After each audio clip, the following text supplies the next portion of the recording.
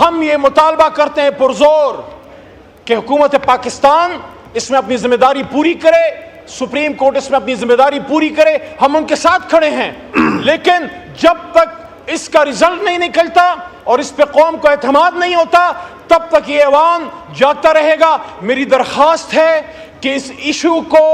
آپ اس کے لیے اسپیشل پارلیمنٹری کمیٹی بنائیے، اس میں سینٹ سے محترم ممبران کو لائیے،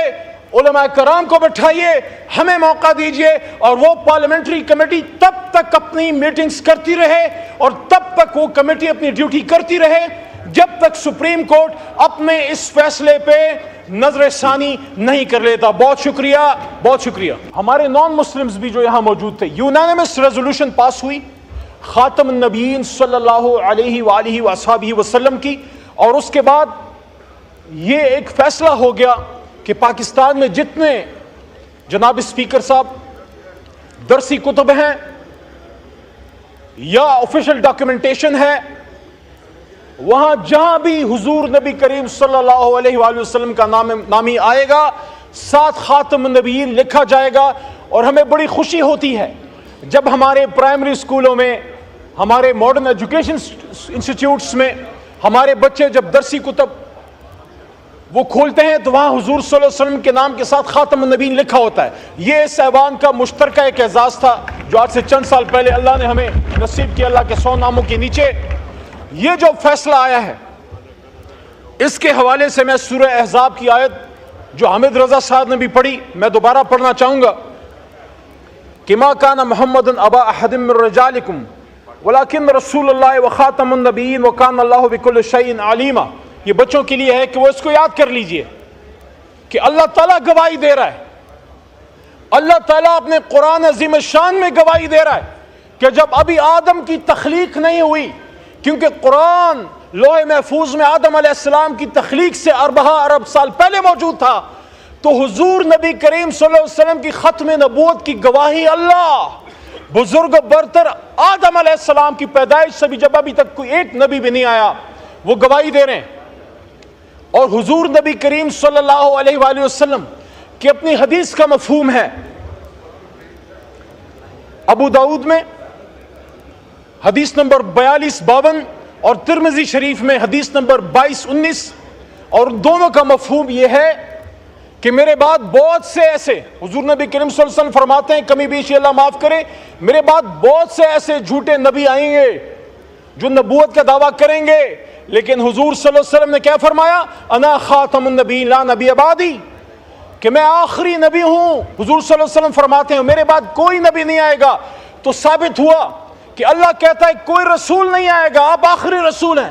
اور اللہ کے حبیب کہتے ہیں میں آخری نبی، تو نبوت کا بھی دروازہ بند، رسالت کا بھی دروازہ بند، اور اس کے اوپر مہر تصدیق سب کی 25 کروڑ عوام نے اللہ کے 100 ناموں کے نیچے اس ایوان کے ذریعے۔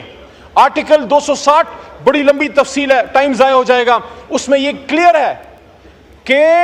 جب تک آپ حضور نبی کریم صلی اللہ علیہ وسلم کی خاتم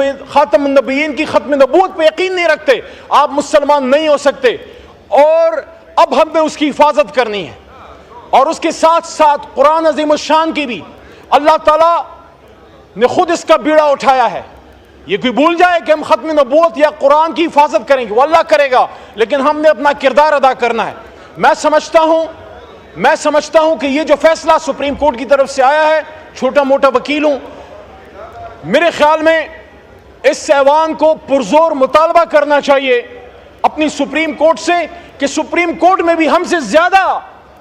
غلامان رسول موجود ہیں، ان کو ہم سے زیادہ حضور نبی کریم صلی اللہ علیہ وسلم سے محبت ہے، اور ان کی ختم نبوت کی حفاظت کے لیے ہم سے زیادہ قربانی کے لیے تیار ہوں گے، لیکن اس فیصلے سے ابہام پیدا ہوا ہے، اس لیے ضرورت اس امر کی ہے جناب اسپیکر صاحب کہ جس طرح میرے محترم حنیف عباسی بھائی نے بات کی ہے اور جس طرح حامد رضا صاحبزادہ صاحب نے گفتگو فرمائی ہے اور جس طرح لا منسٹر صاحب نے بات کی ہے، میں بھی ان تمام باتوں کو سیکنڈ کرتا ہوں۔ سب سے پہلی بات تو تحریک انصاف کی طرف سے یہ کہنا چاہتا ہوں، کسی بھی صورت میں ریاست کے علاوہ، حکومت کے علاوہ کسی کو سزا دینے کا حق نہیں ہے۔ اگر ایک شخص کسی گناہ کا مرتکب ہوتا ہے, جرم کا مرتکب ہوتا ہے, اس کو پکڑنا, اس کو سزا دینا حکومت پاکستان کا اس کی ذمہ داری ہے, لیکن اس کو اس کی ذمہ داری یاد دلانا اس ایوان کا کام ہے. اور ایک آخری بات اور, جناب اسپیکر صاحب, اگر چوک میں کوئی قتل خدا نخواستہ ہو جائے, اس پہ 302 لگتی ہے, کیا ایسا ہو سکتا ہے کہ ہم یہ کہیں کہ نہیں چار دیواری کے اندر ہو جائے تو پھر ٹھیک ہے؟ نو. اگر چوک پہ قتل ہے تو چار دیواری میں قتل ہے. اور سب سے بڑا گناہ, سب سے بڑا ظلم اس کائنات میں اگر ہو سکتا ہے وہ حضور صلی اللہ علیہ وآلہ وسلم کی ختم نبوت سے انکار اور قرآن میں تحریف کی کوشش ہے. جو یہ کوشش کرے گا, یہ ایوان, یہ 25 کروڑ عوام ان ہاتھوں کو توڑ مروڑ کے پھینک دیں گے. اس سے پہلے کہ عوام نکلے, اس سے پہلے کہ عوام نکلے اور وہ خود انصاف کرے. اللہم صلی وسلم وبارک علی سیدنا محمد رسول اللہ خاتم النبیین صلی اللہ علیہ وآلہ وصحبہ وسلم. کی محمد سے وفا تو نے تو ہم تیرے ہیں, کی محمد سے وفا تو نے تو ہم تیرے ہیں, یہ جہاں چیز ہے کیا لوح و قلم تیرے ہیں. اس ایوان کو یہ اعزاز حاصل ہے کہ آج سے کم و بیش 50 سال پہلے جب فتنہ قادیانیت اپنے عروج پہ تھی, اس زمانے میں اس ایوان نے ذوالفقار علی بھٹو صاحب کی قیادت میں, جس زمانے میں مفتی محمود صاحب بھی اس ایوان کا حصہ ہوا کرتے تھے, اور جید علماء بھی, اور ہم جیسے عام سیاستدان بھی, اور اس وقت کے نان مسلم مائنورٹیز بھی, ایک قانون پاس ہوا. اور اللہ کے کرم سے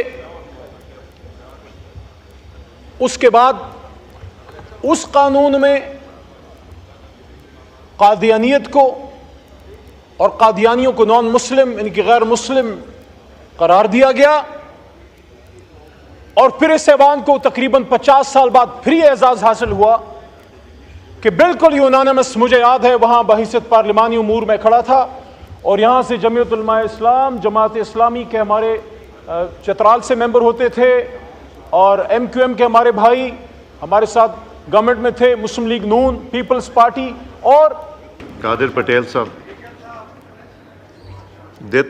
نہیں, آپ ایشو دوسری طرف افریدی صاحب لے جا رہے ہیں, بھی میں مولانا صاحب کو بھی دینا ہے. یہ ختم ہوگا ایشو, کچھ بزنس لیں گے پھر کرتے ہیں, اس کو کنکلوڈ بھی کرنا ہے. جی پٹیل صاحب. اعوذ باللہ من الشیطان الرجیم, بسم اللہ الرحمن الرحیم. لاکھوں کروڑوں درود خاتم النبیین حضرت محمد مصطفیٰ صلی اللہ علیہ وآلہ وسلم. سراج, جس موضوع پر ہم بات کر رہے ہیں انتہائی حساس, اور پوری ذمہ داری سے میں کہہ سکتا ہوں کہ ہر مسلمان, چاہے وہ